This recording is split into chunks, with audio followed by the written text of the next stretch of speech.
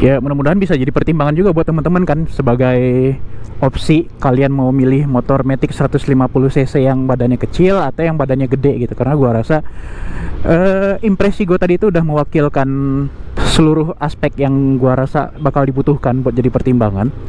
Terus kemudian gue sekarang sedikit ngasih apa ya, comparing apple to apple deh biar sah ya, sama Vario 160. Oke. Jadi menurut gua case-nya di sini adalah masih worth it nggak sih Vario 150 di saat 160 udah mulai bertebaran di jalan, ya kan? Nah, aduh maaf loh bang. Nah, gua ada beberapa opini sih terkait ini. Yang pertama, oke, gua akui Vario 160 itu bodinya lebih ganteng sih, cakep sih, keren sih. Gue suka, jujur suka banget sama tampilannya yang baru ini. Terus opini gue yang kedua yaitu fitur keyless si Vario 160 lebih praktis dibanding yang sekarang yang 150 yang gue pakai. Karena kalau yang Vario 150 ini kita tuh kayak nyalain keylessnya itu harus pakai nyalain ini dulu, starter dulu pakai ini kan, buat nyalain si keylessnya, baru nanti kita putar-putar kompornya ini gitu. Tapi kalau si Vario 160 itu cukup tinggal mencet ini doang buat langsung diputar si knobnya gitu, nggak usah pakai nyalain ini dulu. Jadi kayak kalau Vario ini tuh harus ini dulu terus ke sini terus balik lagi terus balik gitu, jadi kayak ribet sendiri gitu sih. Jadi menurut gua kalau urusan keyless-keylassan Vario 160 jadi lebih unggul ya. Terus perbandingan selanjutnya soal Vario 150 dan 160 itu perkara box depannya ini.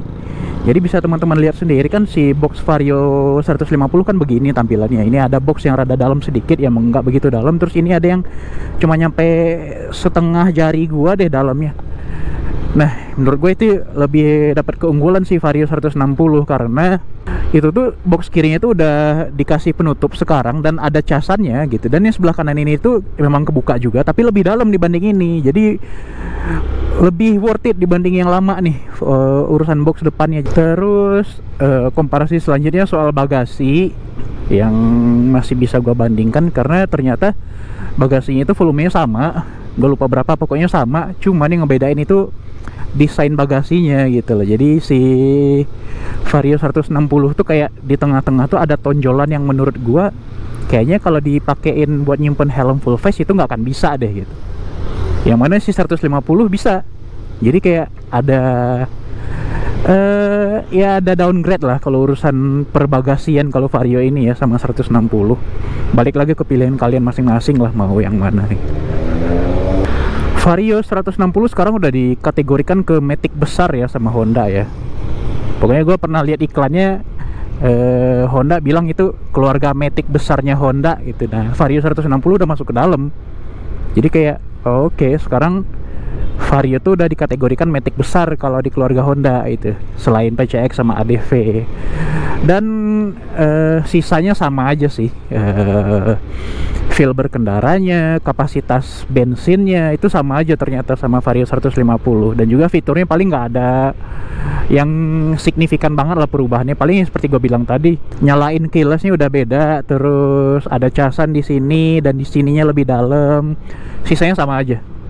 Terus kira-kira ini worth it nggak bang gitu, memiliki Vario 160 di saat kita udah punya Vario 150 ini? Ya menurut gue gimana ya, gue bukannya ngesaltiin, tapi kayaknya menurut gue 150 kalian itu tuh mending di keep aja deh gitu. Nggak usah harus upgrade sampai ke 160 juga. Karena aduh, ini gimana sih orang parkir jelek banget. Gue taunya Vario itu motor Matic compact ya, dari dulu kemunculannya Vario itu gitu. Motor Matic yang kecil, compact, enak dipakai nyelap-nyelip dan filtering, dan bener-bener pokoknya Matic kecil yang compact gitu loh. Nah, gue taunya Vario itu gitu. Nah, nggak tahu kenapa Honda malah masukin motor ini ke kategori Matic besar. Jadi kayak menghilangkan jati diri Varionya gitu. Ya iya sih, memang ada Vario yang 110 cc itu nggak tahu gue masih produksi apa kagak, enggak gitu. Ataupun mungkin kalau nggak mau banget yang 150 ada yang 125 kan gitu. Tapi gue ngerasanya kayak aduh, Vario tuh cukup Vario kecil aja lah gitu. Jadi kapan lagi coba kan punya Matic kecil tapi cc-nya gede gitu loh. 150 cc dengan bodi sekecil ini tuh kayak anjir, itu keren banget sih. Jadi tenaganya itu bakal lebih gede banget dibanding motor-motor 150 cc Matic lainnya, kayak ya let's say kayak ADV, PCX dulu kan, dan NMAX juga seperti komparasi yang gue bilang tadi. Ya jadi ya gitulah, entah kenapa gue sekarang Honda tuh malah ngegede-gedein Vario begini, jadi kayak ngehilangin jati diri Varionya menurut gua gitu loh. Terus pendapat kedua gua soal ini ya soal tenaga ya gitu. Memang 160 itu lebih bertenaga dan lebih lah pokoknya di urusan tenaga sih 160. Tapi kayak aduh, lu mau kemana sih pakai tenaga segede-gede itu, ngebut-ngebut banget gitu. Apalagi case-nya kita ini tinggalnya di Indonesia gitu, dan apalagi spesifiknya gua yang tinggal di kota-kota kecil kayak gini, motor-motor yang tenaga gede itu nggak kepake loh gitu. Kita tuh apalagi yang kebanyakan beli motor buat harian kayak gua ini sekarang kan gitu, pakainya daily gitu. Jadi tenaga gede itu mau dipakai kemana gitu, mau ngebut-ngebut mau ngapain, toh kita bukan pembalap juga pun gitu. Makan nggak mau ngeremehin rasanya di Indonesia, apalagi di kota Bukit Tinggi yang kecil kayak gue ini, motor-motor 110 cc kayak Beat di depan itu udah cukup banget dipakai harian. Dan juga ini 150 pun ya paling gue maki di dalam kota ini cuma lari-lari berapa sih ini, 30, 40, 60 paling mentok lah di dalam kota lah. Kalau luar kota pun ya kayak ya ngapain sih ngebut-ngebut gitu loh. Jadi kayak rasanya 150 cc itu udah cukup banget dipakai harian ya. Gua nggak tahu ke cara berkendara kalian kan beda-beda kan ya, tapi I may say 150 tuh kayak ya udahlah gitu, nggak akan kepake juga, jadi pakai 150 aja udah gitu loh. Jadi kalian ya misalnya udah punya motor ini tuh kayak yang mau pengen upgrade ke 160, jadi ya mending jangan dulu gitu, karena perbandingannya nggak begitu signifikan sih kalau kita pakai harian ya. Beda cerita kalau memang kalian mau aduh gue pengen Vario gue yang gambot sekarang, yang pengen ada casannya, ya udah silakan beralihlah ke 160.